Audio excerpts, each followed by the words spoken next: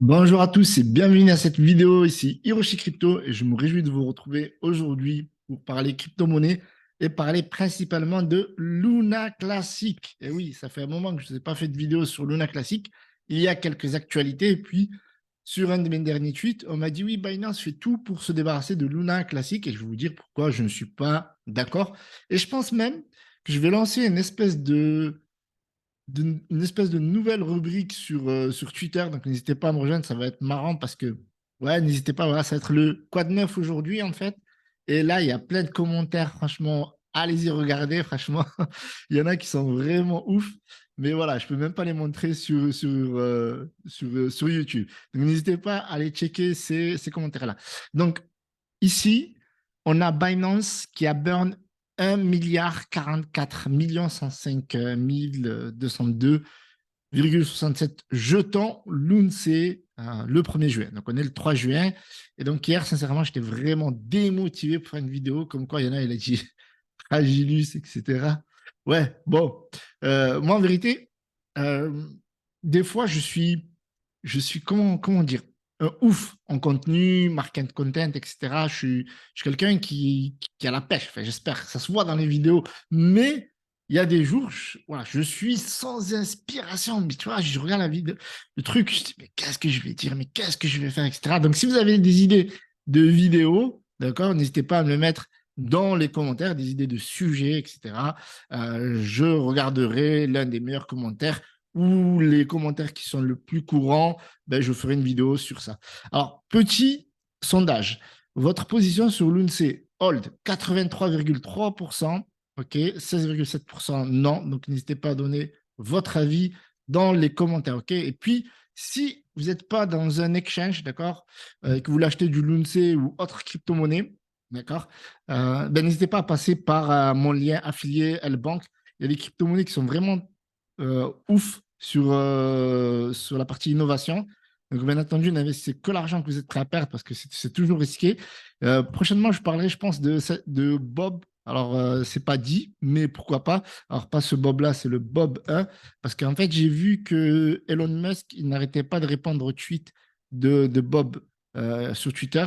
Et hier, par exemple, il y a eu une grosse bougie de presque 91%. Et puis après, ça a corrigé un petit peu aujourd'hui. Donc, on reviendra là-dessus, mais voilà, je trouve bizarre que Elon Musk s'intéresse à cette crypto-monnaie ou à ce même coin. Donc voilà, donc on regarde le cours du Lunce Rapidos. Donc aujourd'hui, on remarque que déjà depuis le 8 mai quasiment, donc déjà un peu plus d'un mois, eh bien, on est sur un range à ce niveau-là. Donc on est autour des, voilà, il y a pas mal de zéros, donc on est à 4,084, 4,085, 8,6, 9, etc. Donc on est autour de ce range-là. Alors il se pourrait que ça part vers le haut, donc moi je suis pas trader ni scientifique ni quoi que ce soit, et il se pourrait que ça stagne comme ça pendant un moment. Donc moi j'ai mes raisons pour lesquelles je pense que sur le long terme, je suis très bullish sur Luna Classic. Vous voyez qu'il y a un game changer que je vais vous présenter dans cette vidéo. Donc, n'hésitez pas à mettre un gros pouce bleu. Je ne sais pas si je vous l'ai dit. Et je vous rappelle aussi que je ne suis pas votre conseiller financier. Donc, faites vos propres recherches. N'investissez que l'argent que vous êtes prêt à perdre. Alors, on va regarder le marché, puis on reviendra sur le Lunce. Donc, le marché qui stagne. Clairement, le PP qui est toujours en top tendance. Alors, je ne sais pas si en, je ne sais pas si Pépé a payé Binance pour savoir que le market cap appartient à Binance lors du listing de Pépé à Binance, ou alors c'est vraiment c'est hallucinant. En tout cas, on voit que la tendance des mèmes ne bouge pas. D'accord, surtout les nouveaux mèmes. Ok. Alors, du coup, le Bitcoin, il est autour des 27 173. Ok, légère hausse. Ethereum qui descend en dessous des 1900. Ok, qui a eu un beau pump là ces derniers jours, et puis après, là, ça corrige un petit peu. Le BNB, ça ne bouge pas. Le XRP, toujours autour des 51 centimes, 52 centimes depuis la dernière hausse. Bon, Cardano, il ne se passe rien. Dogecoin, pareil. Solana, ouais, on est au-dessus des 21 dollars. Le Polygon, OK, ça ne bouge pas. Après, de manière générale, ça ne bouge pas. On a le Shiba Inu qui prend presque 1% aujourd'hui.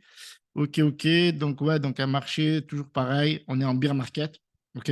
Donc, le bear market, c'est quoi? C'est une chute régulière et pour aucune raison valable, il va y avoir des crypto-monnaies qui vont baisser. C'est comme ça, c'est cyclique.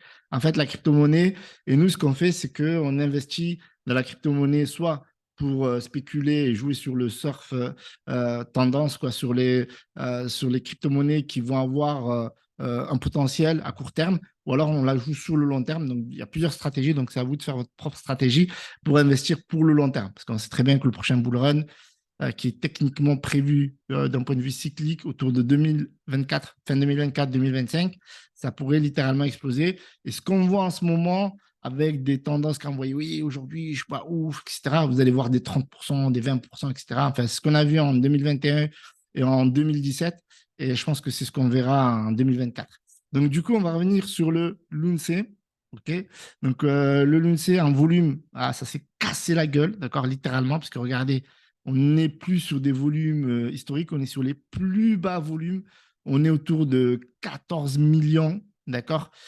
Et ça, c'est un truc dingue parce que, voilà, si on regarde par exemple le premier burn qu'a fait, ça va être assez symbolique, ça va être clair. Par exemple, le dernier burn de Binance, c'était 1 milliard, OK, 44 millions.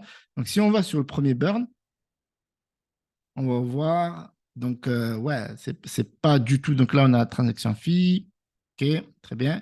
Regardez le premier burn, c'était presque 6 milliards, 5,595, enfin 5 milliards 95 millions 907. Donc, c'est énorme, c'est x6 quasiment, 5,6 quasiment. Donc, vous voyez, ça, c'est la grosse différence entre. Voilà, parce que 2022, c'était quoi? C'était ouais, c'était le bear market, ça descendait, mais c'était quand même très, très, très haut. Et là, vous voyez que ça a été divisé par 6 quasiment. Donc, c'est juste énorme.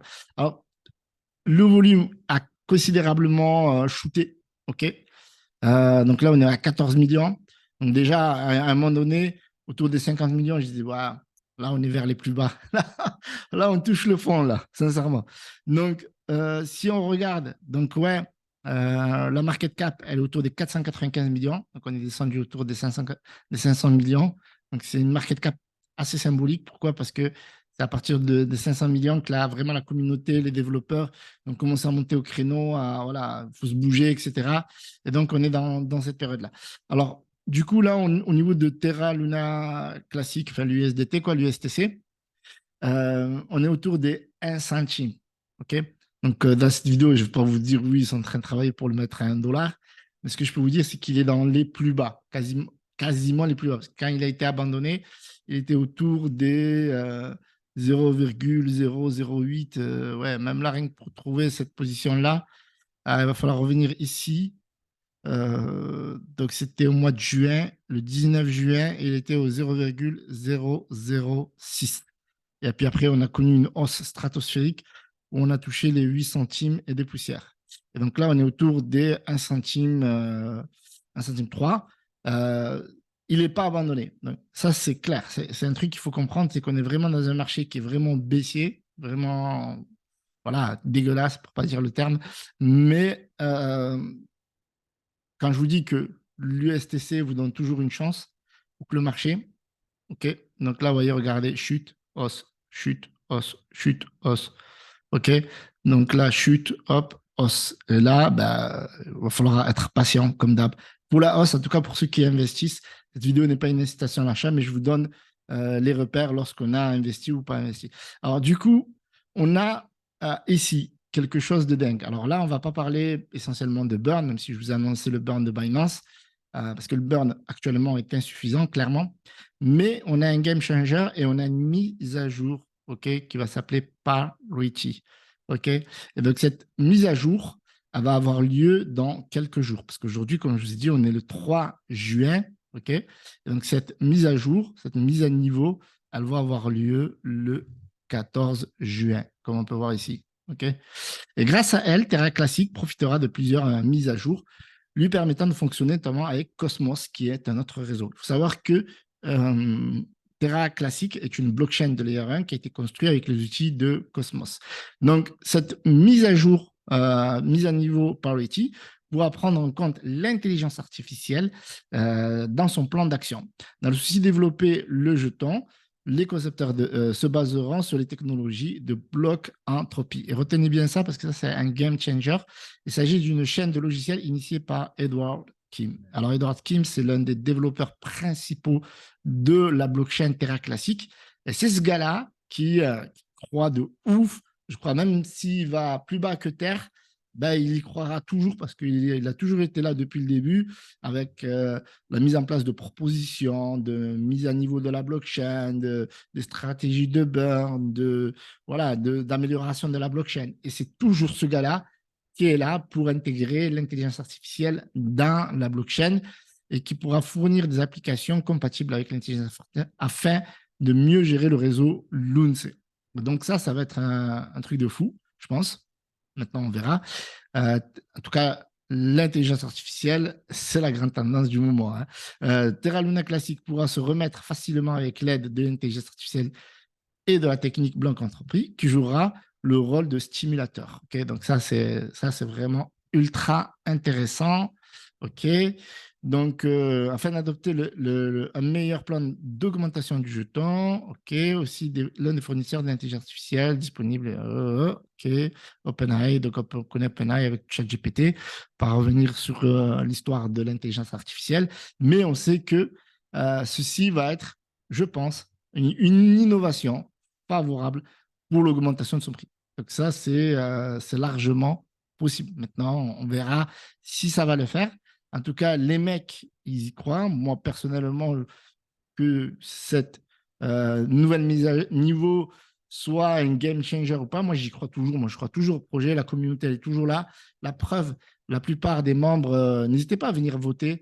Donc, Hold Lunce, j'avais tweeté, quand j'avais tweeté pour le montant de burn de Lunce par Binance, il y a des gens qui disent oui, c'est une petite goutte dans l'océan, mais je hold. Donc, il y a beaucoup de personnes qui croient toujours au projet et surtout que lorsqu'il y aura le prochain bull run, à mon humble avis, c'est que les gens ils vont oublier, ils vont tout oublier ce qui s'est passé. D'accord. À part les haters, ceux voilà, les gens qui ont perdu de l'argent. Mais en 2016, quand il y a eu le hack sur Ethereum, si je fais un sondage, il y a 90% des gens, ils ne savent même pas c'était quoi le hack, combien ils ont perdu d'argent, pourquoi Vitalik il a créé une nouvelle blockchain et il appelait l'ancienne Ethereum classique. Et voilà, il y a beaucoup de gens qui ne connaissent pas.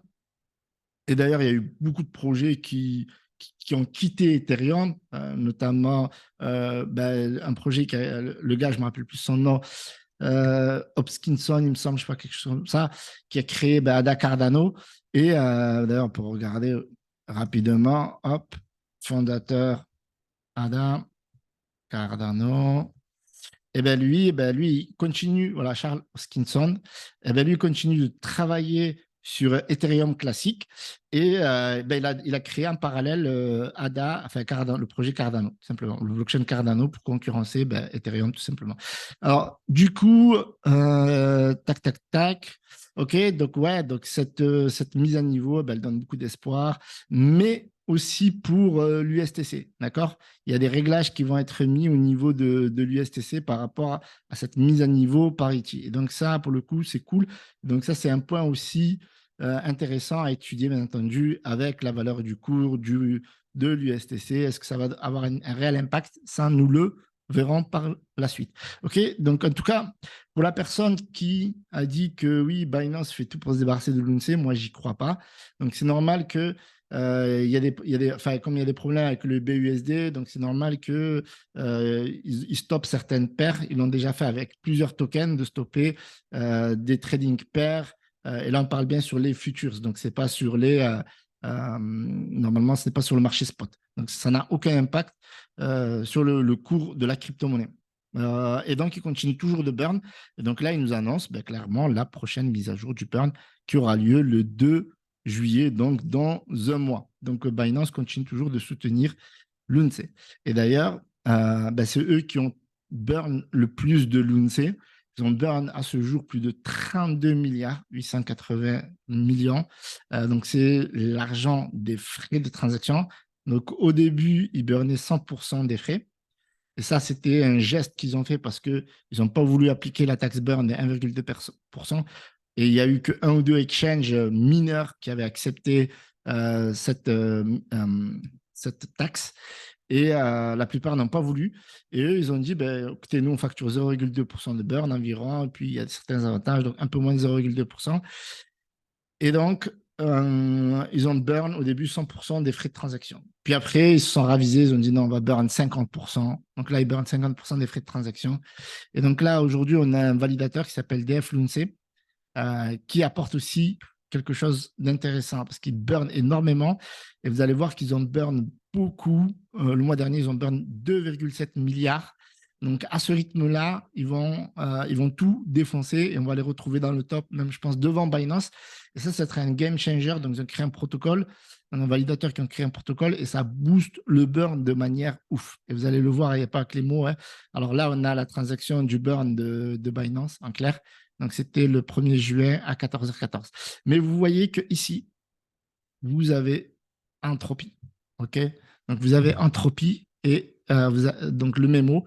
Donc, ça, c'est en vue de mettre en place la nouvelle techno que je vous ai dit sur la blockchain avec l'intelligence artificielle sur Lunce. Et donc, là, vous voyez bien qu'il y a Def Lunce. Et Def Lunce, regardez ici, c'est 30 millions. OK, 30 millions. J'essaie de prendre le stylo. J'y arrive. OK. 30 millions ici de burn. Et donc, ça, c'était quand? C'était aujourd'hui. OK? On continue. Donc là, 36 millions. C'était quand? C'était hier. OK? Donc ça, c'est un truc de dingue. Et là, vous voyez que ça, vous voyez que là, il y a vraiment une croissance sur le burn de ouf. Bon, là, est-ce que quelqu'un a juste voulu mettre le même entropie? C'est pas Defluence, mais regardez ici, 40 millions. OK? On va aller encore plus loin. Defluence, 29 millions. Et vous voyez que là, on était juste au 31. Donc, en quelques jours, ils ont burn plus de 100 millions de Lunce. Mais regardez, ici, sur Twitter, ils ont burn plus de 2,7 milliards le mois dernier. Vous voyez. Et là, il n'y a pas beaucoup de personnes qui en parlent. Parce que bon, c'est vrai que ça s'est calmé d'habitude. Quand je faisais des vidéos régulières sur Lunce, ben, j'aurais été le premier à vous en parler. Mais là, regardez, le mois dernier, ils ont burn 2 milliards 696 millions 460 000 Lunce. Et là, ils n'avaient pas encore intégré le tableau ici. Parce que sinon, on les aurait ici dans le top 3. D'accord. Ils ont burn donc 2,7 milliards. Et regardez ici, ils stackent aussi énormément. Donc, vous pouvez utiliser ce validateur pour stacker, parce que voilà, ils ont un protocole qui est vraiment juste ouf. Et régulièrement, vous voyez comme ici, ils annoncent les burns sur Twitter. Et voilà, donc ici, vous avez les frais de commission, etc., les taux de burn, les montants burn, tout ça, ils vous informent. Donc, n'hésitez pas à en savoir plus sur leur site. Je vous mettrai tous les liens dans la description. Mais vous voyez que là, en un mois, ils ont burn 2,7 milliards. Donc oui, face à la masse de tous les tokens, vous allez me dire 2,7 milliards, c'est rien. Mais sachez que Binance a burn 1 milliard en un mois.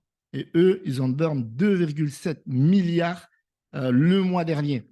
Et là, ils sont déjà à plus de 100 millions de burn juste ce mois. OK? Donc, ça veut dire qu'ils vont burn massivement. Et l'idée, c'est qu'au bout d'un moment, ils vont atteindre l'objectif de la supply. Voilà. Et je rappelle que l'objectif de la supply, c'est 10 milliards de jetons et voire plus à venir.